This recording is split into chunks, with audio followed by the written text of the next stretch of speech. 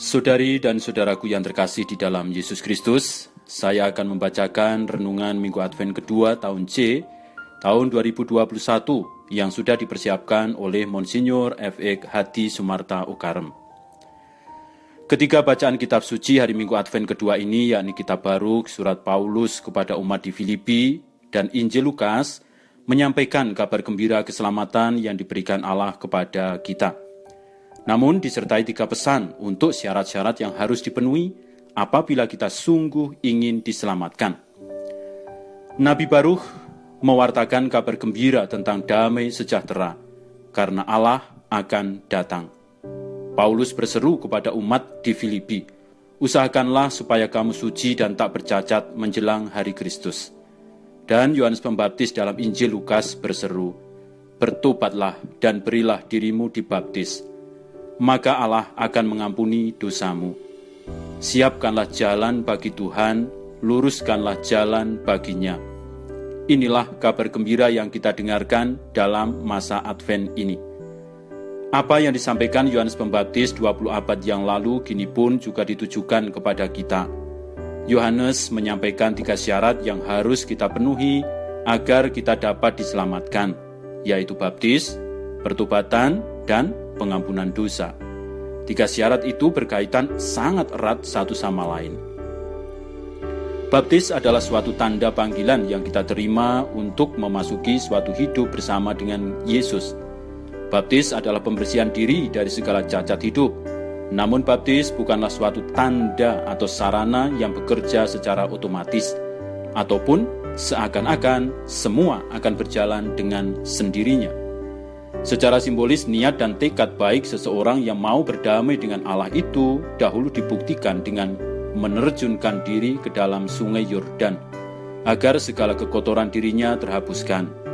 Bagi kita sekarang ini, pembaptisan itu terlaksana dalam menuangkan air di kepala atau dahi kita, sebab kepala kita adalah sumber kebaikan tetapi juga sumber kejahatan kita. Pertobatan dan pengakuan dosa merupakan syarat pengampunan. Pertobatan merupakan suatu perubahan keadaan hati atau batin yang buruk, bukan sekedar untuk sementara, melainkan harus mempengaruhi corak dan arah hidup dan perbuatan kita selanjutnya. Itulah yang disebut perubahan total, suatu metanoia.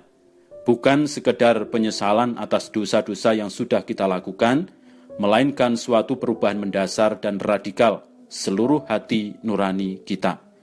Bukan hanya berarti tidak berbuat jahat, melainkan lebih positif, yaitu berupa berbuat baik. Metanoia atau perubahan pikiran total inilah yang dapat mendatangkan pengampunan yang sebenarnya. Pengampunan hanya diberikan Tuhan di mana ada pertobatan.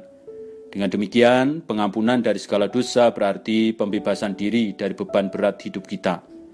Pengampunan mendatangkan rekonsiliasi, pendamaian kembali dengan Allah, tetapi juga sekaligus pendamaian dengan sesama kita. Dengan demikian, pertobatan dan pengampunan merupakan suatu penyembuhan dan pemulihan kembali hidup kita, sehingga dapat menjadi tenang dan penuh damai. Pesan yang kita peroleh dalam kitab suci tidak pernah ketinggalan zaman, bahkan selalu relevan dan aktual. Dan pesan keagamaan atau kerohanian Alkitabiah tidak boleh dipisahkan dari hidup dan perbuatan kita sehari-hari, baik dalam hubungan kita dengan Allah maupun dengan sesama. Sebab kebenaran dan kesungguhan perbuatan yang kita lakukan secara lahiriah ditentukan oleh keadaan rohaniah atau batin kita. Hubungan kita dengan Allah hanya benar apabila hubungan kita dengan sesama adalah baik. Tiada hubungan yang baik dengan Allah apabila hubungan kita dengan sesama tidak baik. Tanggal 8 Desember 2015 pada Hari Raya Santa Perawan Maria dikandung tanpa noda, Paus Fransiskus membuka tahun Jubileum Kerahiman yang akan berlangsung sampai dengan tanggal 20 November 2016. Sri Paus menekankan bahwa Gereja Kristus harus makin dikenal dunia sebagai pewarta dan pelaksana kerahiman atau belas kasih Allah. Beliau berkata, "Saudara-saudari terkasih, Kerap kali saya memikirkan bagaimana caranya gereja dapat membuktikan secara lebih nyata misinya untuk menjadi saksi kerahiman. Ini adalah suatu jalan yang dimulai dengan pertobatan rohani. Untuk itulah saya memutuskan supaya gereja merayakan yubileum luar biasa yang berpusat pada kerahiman Allah. Tahun itu akan menjadi tahun yubileum kerahiman yang akan kita lalui di bawah terang sabda Tuhan berikut ini. Hendaklah kamu murah hati, sama seperti Bapamu adalah murah hati. Murah hati atau rahim terhadap sesama itulah sebenarnya pertobatan sejati. Bila orang hanya hidup saleh, ataupun mempunyai devosi betapapun intensifnya, tetapi jika tidak disertai perbuatan kerahiman nyata kepada sesama, maka orang itu melakukan pertobatan palsu. Bersikap dan berbuat murah hati kepada sesama seperti Allah, seperti dilakukan Yesus, itulah pertobatan sejati. Itulah tanda kasih kita kepada Allah yang benar. Dari pesan yang kita dengar dari kitab suci, yaitu Baruch, Paulus, dan Yohanes Pemandi, dan akhirnya dari pesan Yesus sendiri yang melaksanakan perutusan yang diterimanya dari Allah Bapa, yang murah hati atau rahim, kita masing-masing sebagai pengikut Kristus dan bersama-sama sebagai gereja Kristiani yang otentik atau sejati, harus bertobat untuk diselamatkan. Dan pertobatan kita yang sejati serta berkenan kepada Allah ialah apabila kita murah hati kepada sesama seperti Bapa kita adalah murah hati.